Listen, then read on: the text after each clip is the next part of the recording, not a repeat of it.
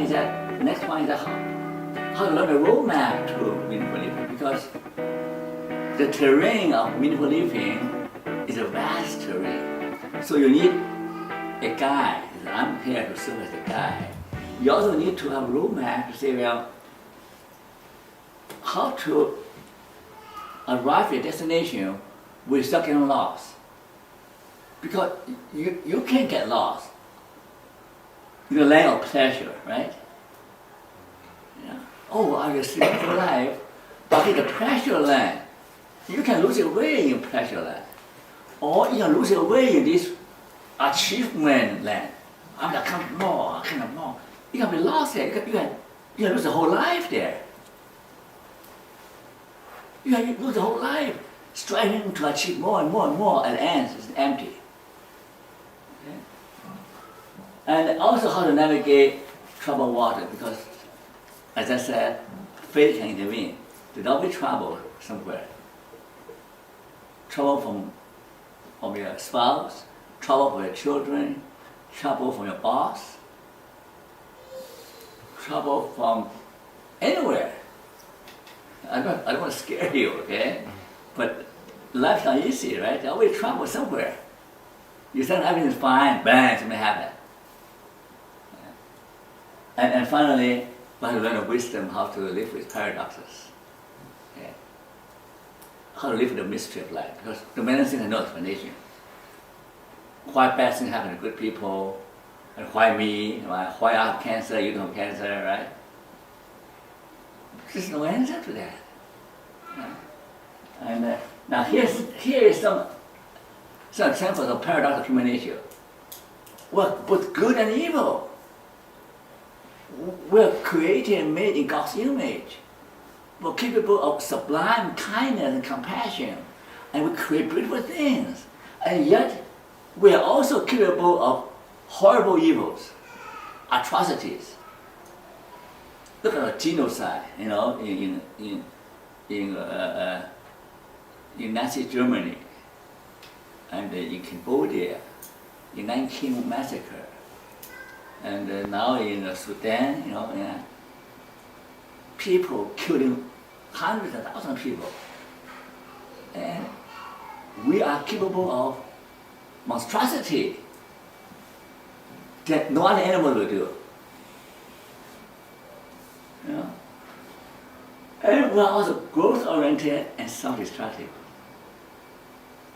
A psychologist in Stanford, she emphasized this growth mindset. And Carl Roger and Maslow also said that we all have the tendency towards growing, and developing our potential to be a better person. So we all have this tendency, innate tendency to grow, to expand ourselves, to grow. But on the other hand, we are also very self-destructive. That's the scary part. Often, the problems are self-inflicted.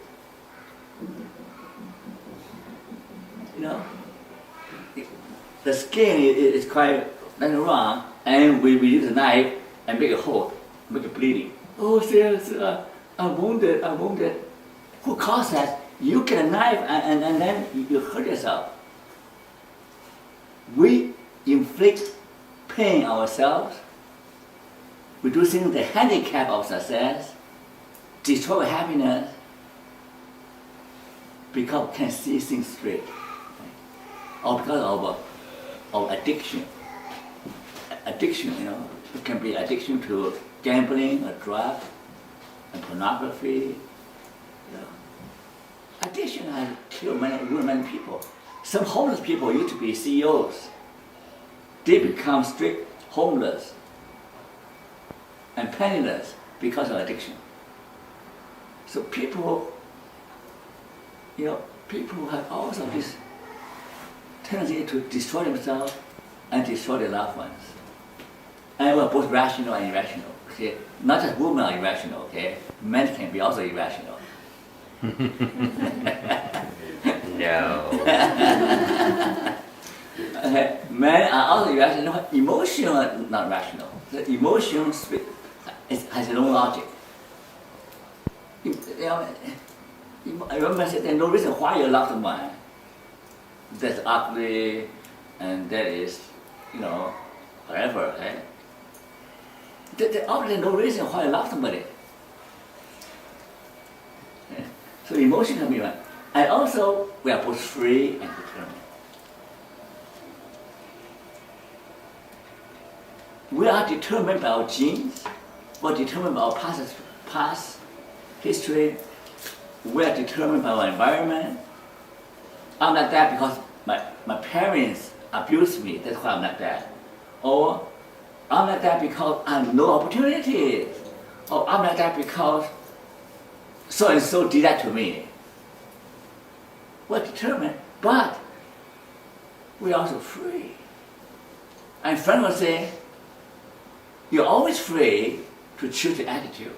Even you cannot move, but you can still choose the attitude. Say, I'm not going to bow. I want to maintain my human dignity. You're always free to choose. This is my important lesson.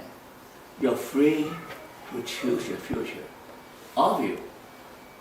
Everybody has freedom to choose their future. And everybody can choose, say, I want to make my life better. Everybody can make their life better, regardless of the circumstances. You have freedom to choose.